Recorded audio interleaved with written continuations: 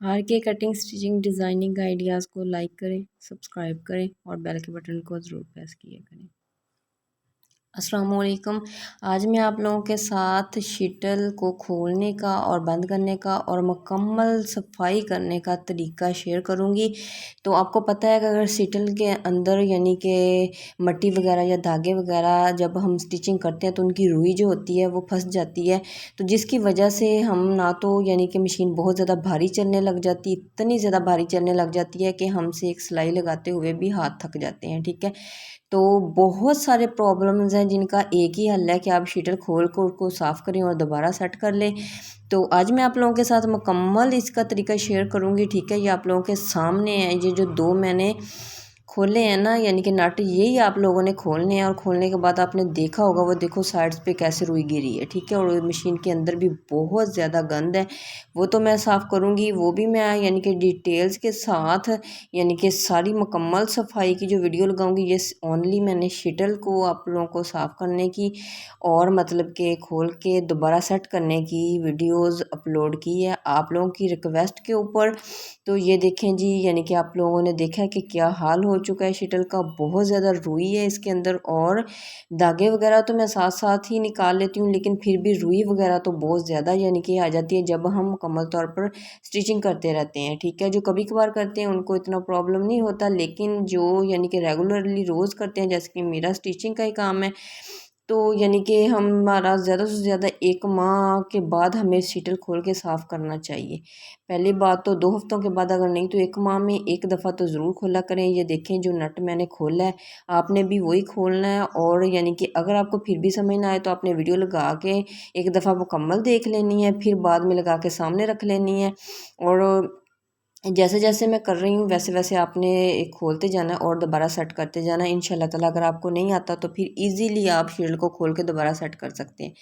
आपके सामने जो मैंने यानी कि नट खोला है वो नट आप लोगों ने ज़रूर संभाल लेने हैं, बाज़ औक़ात ये होता है जी। और जैसे यानी कि 1 बाय 1 हमने यानी कि उसको खोल के रख नहीं लेना, बस 1 बाय 1 यानी कि उसमें से वो निकालते जाना है। सबसे पहले मैंने वो देखो जो ऊपर वाली पतरी है वो निकाली है, अब ये देखिए मैंने रिंग निकाला है और इसको आपने इंतहाई यानी कि साफ़ सुथरे कपड़े के साथ साफ़ करना है, गंदे कपड़े से बिल्कुल नहीं करना। अगर कपड़े के अंदर रेता होगी तो फिर भी आप लोगों का सीटल जो है आप साफ़ कर भी लेंगे तो उससे यानी कि आप लोगों की मशीन का कोई ख़ासा रिज़ल्ट नहीं आएगा, वैसे ही बाहरी चलेगी। ये देखें, आप देख सकते हैं पहले कितना गंदा था और मेरे यानी कि ये देखें मैंने साफ़ सुथरा कपड़ा लिया है। ज़रूरी नहीं है कि आपने वाइट ही लेना है, लेकिन आपने जो भी कपड़ा लेना है साफ़ लेना है, गंदा कपड़ा ना हो, उसके अंदर रेता ना हो और डस्टिंग वाला तो बिल्कुल ही ना हो। आप लोगों ने यानी कि कपड़ा यानी कि वो लेना है जो न्यू ले लें, एक पीसीस बचे होते हैं हमारे कपड़ों के साथ के, तो आप ले लें या फिर धो के उसे वॉश करके यूज़ कर लें। ये देखें इसके अंदर जो मट्टी पड़ी है उसको हम ब्रश के साथ साफ़ करेंगे। आप लोगों ने क्या करना है, दांतों वाला ब्रश ले लेना है। अच्छा, ये ब्रश मैंने अपनी मशीन के अंदर ही रखा होता है, तो ये मैं रोज़ की रोज़ जब मैं स्टिचिंग पे यानी कि स्टार्ट करती हूँ मशीन पे सिलाई करना, तो मैं सबसे पहले यानी कि शटल जो होता है वो सेट ही होता है, रोज़ तो नहीं खोलती, लेकिन 1 माह 2 माह में यानी कि के बाद मैं खोल के इसे सफाई करती हूँ। तो ये ब्रश जो है ये तो मैं रोज़ ही यानी कि शटल के अंदर सफाई करने के लिए यूज़ करती हूँ। तो आप भी इस तरह का ब्रश रखें और फिर सफाई करने के बाद रोज़ इसे वॉश कर लिया करें साबुन के साथ। ये देखें जो मट्टी रह गई है वो मैं किस तरीके से साफ़ करूँगी, तो आपने यानी कि इसी तरीके से करना है ताकि आप कोई सी भी बारीकी यानी कि में जाके आप सफाई करना चाहें, ये देखें ईज़िली आप लोग ये देखें सफाई कर सकते हैं। इसी तरीके से आप लोगों ने करनी है, यानी कि शटल के अंदर से इजीली आप लोग ये देखें इस तरह से सफाई कर सकते हैं। तो आप ये देखें जो मैंने पेचकस के ऊपर मैंने फ़ोल्ड किया है कपड़े को और उसके साथ मैंने ना स्टिचिंग करनी शुरू कर दी है, सफाई करनी शुरू कर दी। तो ये देखें जो मैंने फ़ोल्ड किया है उसके ऊपर तो कपड़ा तो उसके ज़रिए मैंने साफ़ कर लिया। ये देखें ये सबसे एंड वाला जो होता है बेसिक शटल होता है, ये देखें शटल के अंदर कितना ज़्यादा गंदा है और रुई फंसी हुई है। तो ये देखें आप लोगों ने सबसे पहले पेचकस के ज़रिए से इसकी नोक से यूज़ करते हुए सारी यानी कि रुईज़ वगैरह निकाल लेनी है। ये देखें अभी भी आप देख सकते हैं कि शटल के अंदर कितनी ज़्यादा रुई है और मट्टी है, मट्टी से भरा पड़ा है। तो यानी कि जब मैं यूज़ करती हूँ तो कभी भी मैं अपनी मशीन को इतना गंदा नहीं होने देती। तो ज़ाहिर सी बात है, जब कोई स्टूडेंट यूज़ करे तो वो अपने तरीके से यूज़ करती हैं। इसलिए अपनी मशीन जो होता है टेलर, वो कभी भी यूज़ करने के लिए किसी को ना दें। मेरी तो ये पर्सनल यानी कि एक तजुर्बा है। अगर आप किसी को देंगे तो वो फिर दोबारा आपको सारी दोबारा से सेट करके फिर यूज़ करनी पड़ेगी। तो ये वाले जो छोटे पेच होते हैं ये भी आप खोल सकते हैं अगर इसके अंदर मट्टी वगैरह हो। तो इसके अंदर इतनी मट्टी नहीं थी तो इस वजह से मैंने ब्रश से ही साफ़ कर लिए हैं। तो यानी कि ये भी मैं आप लोगों को दोबारा किसी वीडियो में यानी कि बताऊंगी। लेकिन अगर ये थोड़ा सा भी इधर उधर लग जाए तो फिर बहुत ज़्यादा प्रॉब्लम हो जाता है। तो मैंने आप लोगों को ईज़ी तरीका बताना है। ये देख सकते हैं कि अभी तो ये कम नज़र आ रही है ना, तो मैंने कपड़े से भी साफ़ किया था, बहुत ज़्यादा से रुई निकली है। और इसके बाद मशीन हमारी ऐसे हो जाएगी, बिल्कुल लाइट चलेगी और हल्की, यानी कि तो हमें चलाने में भी प्रॉब्लम नहीं होगी। और यानी कि जो धागा है वो भी दोनों तरीके से परफेक्ट सिलाई देगी। ठीक है, तो आपने अच्छे तरीके से इसे सफाई कर लेनी है इसकी ब्रश की मदद से। उनकी नोक्स पे जिधर जिधर भी आप लोगों को कोई मट्टी नज़र आती है, अच्छे तरीके से करने के बाद आप लोगों ने फिर यानी कि ना सारी मट्टी वगैरह साइड पे हटा के साथ साथ यानी कि ये कपड़ा जो साफ़ है उसके साथ आपने दोबारा सफाई कर लेनी है। करने के बाद ये देखें, आप देख सकते हैं कि अब कुछ हमारा बेहतर हो चुका है शीटर। तो ये देखें, इस तरह से आपने नोक्स कपड़े की इस तरह से बनानी है, बना के तो जो इसके अंदर रह भी गई है वो अच्छे तरीके से हमने ना इसको दोबारा से साफ़ कर लेना है। ठीक है, तो ये देखें, ये सफाई करने के बाद ये देखिए कुछ इस तरह से हमारा नज़र आएगा। ये देखिए बिल्कुल साफ़ हो चुका है। लेकिन एक दफ़ा फिर मैं दोबारा इसे सफाई करूँगी तो इससे जी क्या होगा कि दोबारा हमारा तकरीबन शटर जो होता है वो एक दफ़ा से परफेक्टली जब हो जाएगा तो हमारी मशीन भी हल्की चलने लग जाएगी। और यानी कि जो कभी कभी आप कहते हैं ना कि मतलब जब हम मशीन चलाते हैं तो मशीन यानी कि शुरू में धागा जो है वो डबल दे जाती है और सिलाई सारी ख़राब हो जाती है, वो भी नहीं होगी। ठीक है, तो अगर आपका शीटर परफेक्टली आप साफ़ करके तो दोबारा लगाएंगे तो ये देखिए मैंने मुकम्मल तौर पर सफाई कर ली है। और ये देखिए ये मेरा आयल है। आयल मैंने यानी कि जो ड्रॉप आइस ड्रॉप वाली शीशी होती है मैं हमेशा उसके अंदर निकाल लेती हूँ। जो दूसरे यहाँ होते हैं ना उनका होल्स बहुत बड़ा होता है जिसकी वजह से आयल बहुत ज़ाया होता है। और जब हम मशीन को, ज़ाहिर सी बात है, हमने कपड़े स्टिचिंग करने होते हैं तो उसको भी आयल लग जाता है। तो आप भी इस तरह से कि एक डब ले लें और शीशी और उसको साफ़ करके खुशक करके उसके अंदर आयल डाल के आप यूज़ किया करें।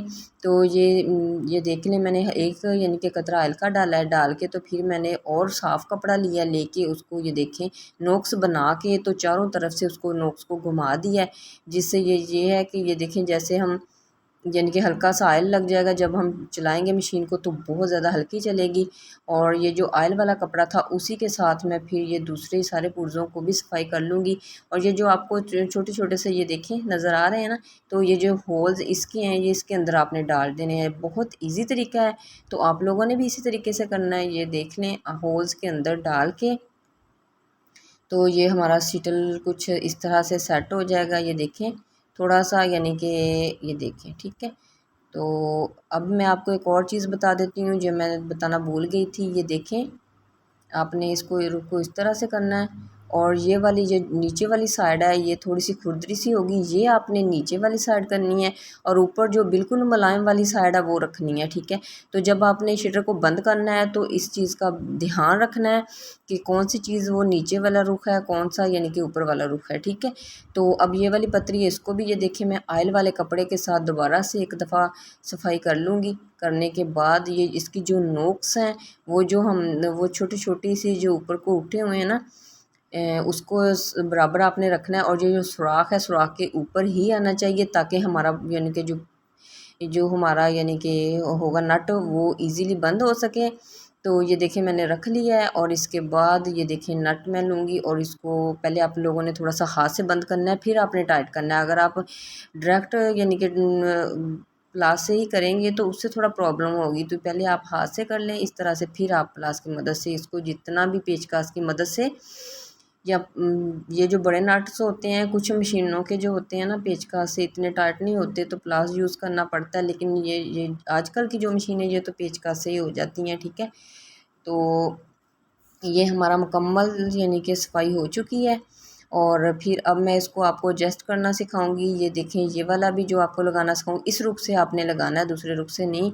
तो ये देखें आप लोगों के सामने, आपने स्टार्टिंग से इसे डालना है, हल्के से घुमाते जाना है और ये देखें ये घूमना शुरू हो जाएगा। ठीक है, तो ये देखें जस्ट इस तरह से जब आप वो घुमाएंगे तो फिर यानी कि ये जब सेट होगा तो कभी भी नीचे नहीं गिरेगा। ये देखें, अब मैं आपको सही, ये देखें हमारा मतलब जब ये घूमने लग जाएगा, ये देखिए घूमने लग गया है। तो अब मैं दोनों साइड से देख सकते हैं बिल्कुल फिट हो गया है। तो अब हम बस इसे एडजस्ट करेंगे और इसके जो नट्स हैं वो लगाएंगे और फिर हमारा यानी कि मुकम्मल शीटल की सफाई कंप्लीट होके रेडी हो जाएगी। ये देखिए आप लोगों ने मशीन को इस तरह से खोल लेना है और आप लोगों के सामने है ये जो पुर्जा है ना, यानी कि ये जो जिसके अंदर यानी कि हम डब्बी लगाते हैं, इसका रुख आपने अगर वो जिस पे मैंने फिंगर रखी थी उसका रुख उधर को है तो आपने इसका इधर को करना है। ठीक है, ये देखें कुछ इस तरह का तरीके से आपको मैं बताती हूँ। ये देखें मैंने फिंगर रख ली है और जस्ट आपने साथ लगाना है और उसने एडजस्ट हो जाना है। तो इधर से आके मुश्किल होती है कि आपने यानी कि जो डब्बी वाला पुर्जा है उसका रुख अगर आपने दाईं साइड पे रखा है तो जो मशीन का है उसका आपने बाईं साइड पे रखना है। दोनों का एक साइड पे रखेंगे तो कभी भी आपका शीटर परफेक्ट नहीं आएगा। तो आपने देख लेना जो होल्स हैं वो होल्स के ऊपर हैं, तो उसके ऊपर आपने नट्स रख के हल्के से पहले ना अपनी फिंगर की मदद से उनको लगा लें और फिर जो रहते हैं वो आप प्लास की मदद से उसको कम्प्लीटली बंद कर लें और टाइट करके इसे बंद करना है, क्योंकि अगर थोड़े से भी लूज़ होंगे जब हम मशीन चलाएंगे तो फिर वो लूज़ होने के बाद शटल खुल जाएगा और जिससे हमारी मशीन भी प्रॉब्लम करेगी और शीटर को भी नुकसान हो सकता है। ठीक है, तो इसलिए जो भी काम किया करें तो आप यानी कि ध्यान से किया करें, तसल्ली के साथ किया करें, ताकि आप लोगों का जो भी काम है परफेक्ट तरीके से करें। मशीन की सफाई बहुत ज़रूरी है, तो आप अपनी मशीन को साफ़ सुथरा रखा करें। अगर मशीन की सफाई रेगुलरली नहीं करेंगे तो वो कभी भी परफेक्ट तरीके से रिज़ल्ट नहीं देगी, तो फिर आप उकताहट का शिकार होंगे। जब भी कोई चीज़ स्टिचिंग करेंगे तो उसको आप बहुत ज़्यादा प्रॉब्लम होगी।